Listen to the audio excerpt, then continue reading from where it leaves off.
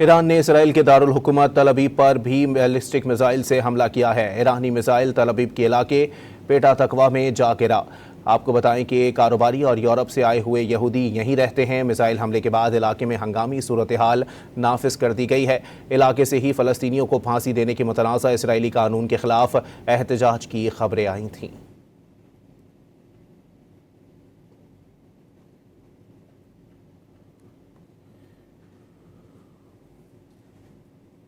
Iran ने Israel के दारुल हुकूमत तल अबीब पर भी बैलिस्टिक मिसाइल से हमला किया है। ईरानी मिसाइल तल अबीब के इलाके पेटा तकवा में जा गिरा।